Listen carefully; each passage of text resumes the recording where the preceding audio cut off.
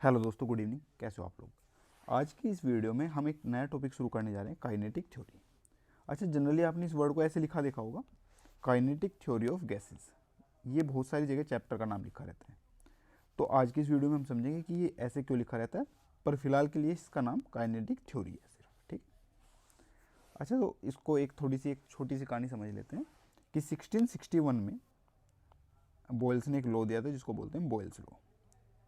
Boyle's law क्या है ये हम बाद में पढ़ेंगे। ठीक है। बॉयल्स लॉ किसने दिया था? एक साइंटिस्ट थे, बॉयल। ठीक है। उसी टाइम इन्होंने और न्यूटन ने मिलकर, प्लस न्यूटन, गैसेस को एक्सप्लेन करने की कोशिश की थी, काइनेटिक थ्योरी वगैरह की, लेकिन वो इतनी सफल नहीं रही थी। हालांकि बाद में इन्हीं के आइडिया के ऊपर बाद में वो डेवलप हुआ, बट वो लगभग 1661 के लगभग 150 ईयर्स लेटर, ठीक है, बाद में ऑफिशियली डेवलप की गई theory by Maxwell and Boltzmann. ठीक है।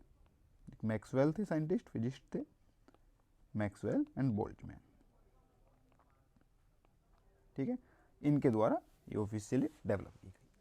अच्छा, इसका जो एक की पॉइंट था काइनेटिक थ्योरी का, इसमें क्या था कि काइनेटिक थ्योरी से हमने माना था कि काइनेटिक थ्योरी में हमने माना था कि जो गैसेस है वो highly, gases are consist of rapidly moving particles. ठीक है। और ऐसा गैसेज में क्यों पॉसिबल था? क्योंकि गैसेज में इंटर एटोमिक फोर्सेस, ठीक है, यानी कि जो इंटर एटोमिक, ये ऐसे मान लीजिए एटम्स के बीच में, जो दो एटम्स के बीच में फोर्सेस हैं वो बहुत वीक होती हैं, जिससे कि क्या होता है, गैस के जो एटम्स या मॉलिक्यूल्स मान लीजिए, वो क्या है, उनके बीच में बहुत ज़्यादा स्पेस हो जाता है। उसी से क्या हो जाता है कि उसकी स्टडी बहुत आसान हो जाती है। हालांकि लिक्विड और गैसेज में भी सेम तरह का ही फोर्सेस होते हैं, बट वो बहुत कॉम्पैक्ट होते हैं। ठीक है, ऐसे बहुत ज़्यादा कॉम्पैक्ट होते हैं और हम उनकी स्टडी नहीं कर सकते। तो काइनेटिक थ्योरी से हम जनरली गैसेज की स्टडी अच्छे से कर पाते हैं, इसलिए इस चैप्टर का नाम बहुत सारी जगह काइनेटिक थ्योरी ऑफ गैसेज ही लिखा रहता है, काइनेटिक थ्योरी। ठीक है। अच्छा, इसको हम इसके लॉ, रूल्स, फॉर्मूले वो अगली वीडियो से देखना शुरू करेंगे। अभी हम इसको थोड़ा सा बस समझेंगे। इसमें हमने क्या बताया कि जैसे एक गैस है, ये एक हमारे पास बीकर है, इसके अंदर एक गैस है। ठीक है। तो इसके जो एटम्स हैं वो काफ़ी दूरी पे होते हैं। इनको थोड़ा सा समझ लेते हैं। जो एटम्स हैं उनका साइज होता है लगभग 1 एंगस्ट्रोम। ठीक है। 1 एंगस्ट्रोम कितना होता है? 1 angstrom equals to 10⁻⁻10 metre. 10⁻⁻10 metre. तो ये साइज होता है एटम्स का लगभग। ठीक है। और जो इंटर एटॉमिक स्पेस है, ठीक है, और जो इंटर एटॉमिक स्पेस है, इंटर एटॉमिक स्पेस कौन सा होता है? ये वाला, यानी कि दो एटम के बीच का स्पेस, वो सॉलिड में होता है। कितना होता है? लगभग सॉलिड में होता है 2 एंगस्ट्रोम। ठीक है, ये सॉलिड में होता है। बट गैसेज में कितना होता है? गैसेज में ये इंटर एटॉमिक स्पेस टेंस में होता है, 10 एंगस्ट्रोम। अच्छा, जहां भी ऐसा लिखा होगा 10 एंगस्ट्रोम, इसका मतलब क्या होगा? जैसे सपोज कीजिए हमारे पास कोई भी एक नंबर है 32659, तो हम इसको पहले कैसे पढ़ते थे? यूनिट, 10, 100 ऐसे पढ़ते थे।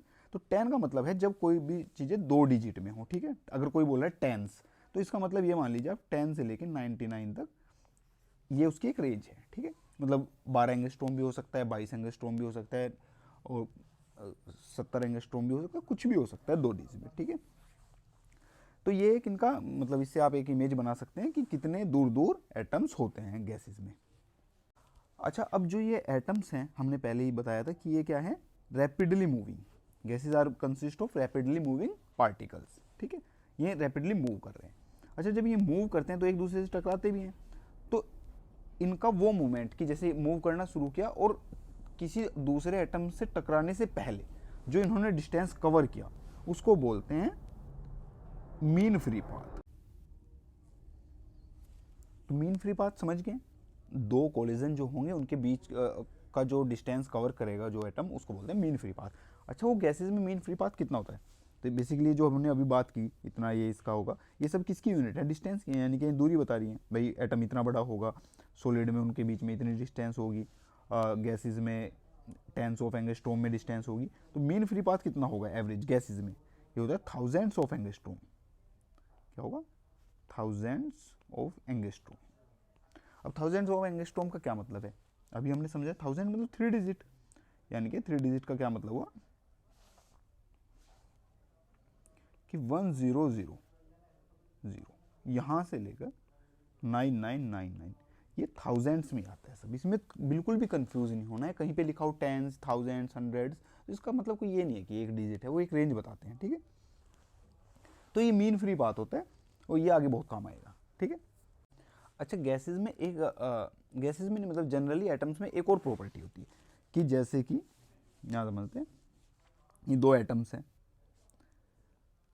तो एक डिस्टेंस तक क्या करेंगे, मतलब ये ज़्यादा दूर, ज़्यादा बड़ा डिस्टेंस नहीं है, ये अभी समझाने के लिए लिया है। मान लीजिए अगर हम लिक्विड गैस की बात करते हैं तो 10 ऑफ एंगस्ट्रोम में डिस्टेंस है, तो ये एक दूसरे को अट्रैक्ट करते हैं, ठीक है, अट्रैक्ट करेंगे, यानी कि यही तो होगा ना इंटरमोलिकुलर फोर्सेस, जिससे वो एक दूसरे को बांध के रखते हैं, जिससे कि सॉलिड से एक जगह रुके रहते हैं, लिक्विड से एक जगह रुके रहते हैं, ठीक है। तो ये गैसेज में बहुत कमज़ोर होती है, इसीलिए वो गैस के मॉलिक्यूल्स फैले रहते हैं। आप जितने बड़े बीकर में, जितने बड़े ग्लास में गैस को रखोगे वो उतना ही वॉल्यूम ले लेगी, लेकिन सॉलिड में ऐसा नहीं होता है। तो ये होता है inter atomic forces of attraction. लेकिन इसी में क्या होता है, जब हम इसको स्क्वीज करेंगे, दबाएंगे, मान लो इधर से भी फोर्स लगाया, इधर से भी फोर्स लगाया, अब इनका ये डिस्टेंस कम हो रहा है, तो जब ये एक लिमिट से ज़्यादा कम डिस्टेंस होगा तो ये दोनों एक दूसरे को रेपेल करेंगे, ठीक है, क्या करेंगे, रेपेल करेंगे।